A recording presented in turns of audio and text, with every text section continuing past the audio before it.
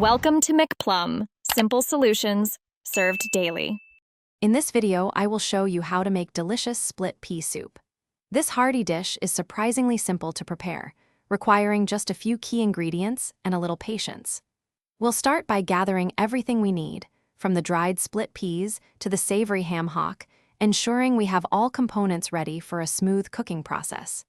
Get ready to create a comforting and flavorful meal that's perfect for any occasion. First, rinse your 1 pound of dried split peas thoroughly under cold water to remove any debris. While they drain, finely chop 1 large onion, 2 carrots, and 2 celery stalks. In a large pot or Dutch oven, heat 2 tablespoons of olive oil over medium heat.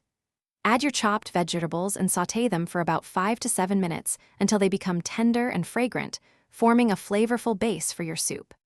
Now, pour in 6 cups of chicken or vegetable broth and add your ham hock to the pot with the split peas and sautéed vegetables. Bring the entire mixture to a boil over medium-high heat. Once boiling, reduce the heat to low, cover the pot, and let it simmer gently for about 1 to 1.5 hours.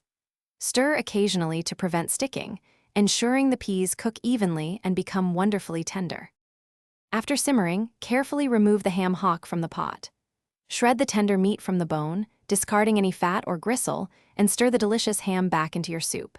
Now, season your split pea soup with 1 teaspoon of dried thyme and add salt and freshly ground black pepper to taste. Give it a final stir, and your rich, comforting split pea soup is ready to be served hot, perhaps with some crusty bread. Thanks for watching. Stay juicy and subscribe.